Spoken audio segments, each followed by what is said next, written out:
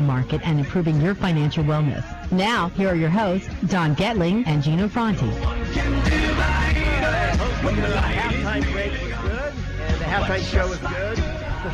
You are now back. No wardrobe malfunctions. Yeah, no wardrobe malfunctions, and we're ready to go for the second half, because this second half is going to be amazing. We have information that, unfortunately, pretty much everyone needs to know about because accidents happen, and we have an incredible couple guests here to share with you what happens when accidents happen. We have Gerald L. Marcus with the law offices of Gerald L. Marcus and Matt Crane aboard today. Thank you for joining us, guys. Thank you.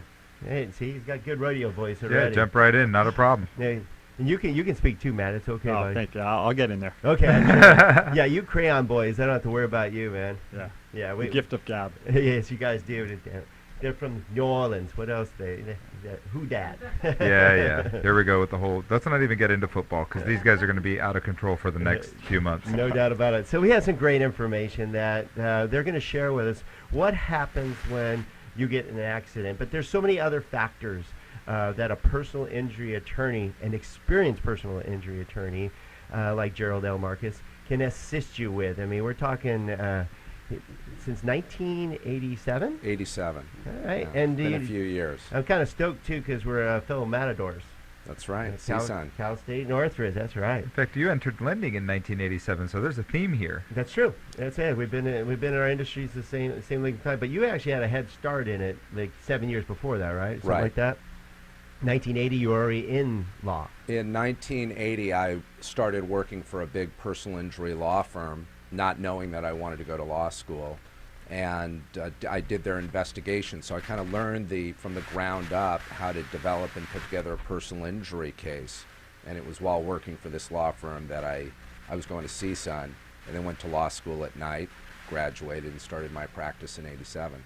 Very cool. And what's cool is we're going to go into more details regarding what Gerald L. Marcus and his group do for you. But of course, top of the hour, we always start off with what's going on in the real estate and finance markets. And all I got to say is $17 billion. That is finally a pretty good chunk of money that B of A is looking to get hit with. Again, considering the amounts of money they move around, it may not be a huge number, but it'll be one of the larger. Bigger than Chase's. I was gonna say it'll be one of the larger settlements that happens. And the truth is, at the end of these things, the banks are all coming out just rosy. They're not going to have any problem surviving. They made it through the second worst economic downturn. Yeah, with a little help from the U.S. government. So call this payback. Yeah, no doubt about it. So $17 billion settlement, where does that money go, you probably wonder? Well, believe it or not, they have to help a lot of you out there. Whether it's modifications, whether it's reduced cost homes, helping undervalued areas, and so much more that they have to get involved in. There's 4 states vying for it mostly, which is, of course, New York, California, Virginia, and Illinois are all fighting for $9 billion of the $17 billion. So. Well, and Gerald, you could tell us a little bit more about how these settlements work. My impression is that 72 million people will receive a $52 check, and the attorneys walk out with the rest of the money. Is that accurate? That's what they say in class actions. The attorneys get the lion's share of that money. Yeah. Yeah, I mean, I know when I see that Verizon lost for $2 billion or something like that, and I get it, $4 check. I'm like, woo! Or they won. one month's free insurance on your phone if you happen to lose it that month. Yeah. Exactly. All right, so we just thought we'd share with that, but it's one of the biggest settlements of all of them. I mean, J.P. Morgan Chase was at $13 billion, and now B of A got slapped a little harder, but they'll be just fine. So don't you worry. Okay, and then we always go over something that's very important to our recovery, and we go over it every week because it's all about trends. It's not about a report. If you were to hear about the report back in July regarding initial jobless claims, we had one of the lowest numbers we've ever had in quite a long time, at 279,000 people filing for unemployment, basically. Well, one of the things we've always said on every one of our shows is don't get excited by one report. Right. Especially the stock market tends to get really emotional, and all of a sudden, people go out and buy stock or they go out and sell stock. The good news is that the overall trend is good. This was a higher number than we wanted to see today. I would have liked to see something right around 300, but It's not a bad number. So yeah, I mean, we're trending at 305, 303, 279, 303 again, then 290, then this 311. So we're not out of the woods. The key thing that we want to let you know is, the labor market is recovering. Firm, if you could throw up that other report there. Basically now, this report, if you go to donandgino.com, click on Listen and Chat Live, you can see this live, and we have a report up on it.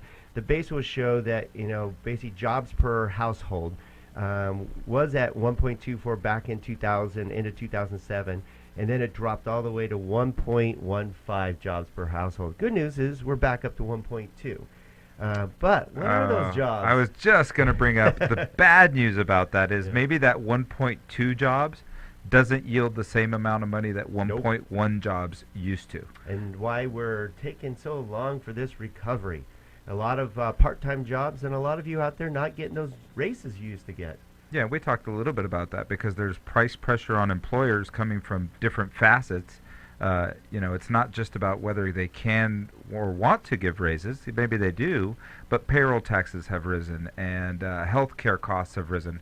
My healthcare costs are astronomical, so thank you, Cherry Creek, for taking care of most of that. Yeah, no doubt about that. It's definitely affected our profit or loss here, without a doubt.